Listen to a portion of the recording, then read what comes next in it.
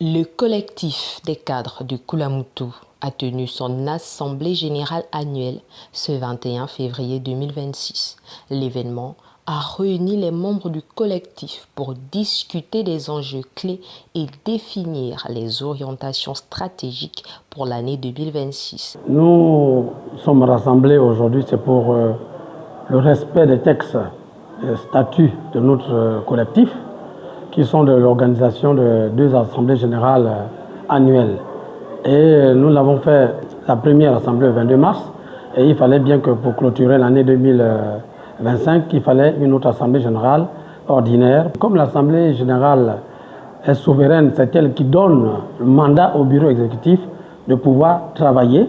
Il était question de les appeler, tous les adhérents, pour pouvoir donner le blanc-seing au bureau pour pouvoir continuer l'œuvre qui est à entamer.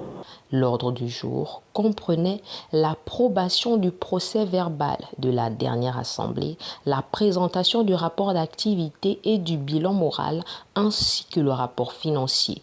Les participants ont également débattu des orientations stratégiques pour l'année à venir et ont procédé au renouvellement d'une partie des membres du bureau exécutif. Nous avons réussi effectivement à renouveler une partie du bureau du collectif des cadres de Koulamoutou. Parce que nous avons constaté que certains postes étaient en léthargie. Et nous ne pouvons pas continuer dans ce sens-là. C'est un collectif qui se veut percutant et donc il a le droit de travailler avec tous ses membres. Les discussions ont porté sur les défis et les opportunités pour le collectif avec un accent sur la mobilisation des cadres pour le développement de Koulamoutou. Les membres ont exprimé leur engagement à travailler ensemble pour atteindre les objectifs fixés. Cela encourage chacun d'entre nous de s'impliquer pour atteindre ces objectifs. Penser à Koulamoutou seulement, penser à la jeunesse de Koulamoutou, chercher à ramener certains de nos frères qui sont ici à Libreville pour Koulamoutou, c'est pas facile, mais avec tout ce qui se met en place, vraiment c'est une chose géniale.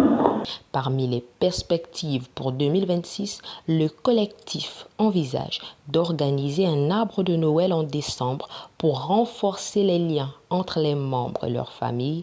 Par ailleurs, le collectif prévoit de soutenir les élèves en classe de 5e année de la ville pour contribuer à leur réussite.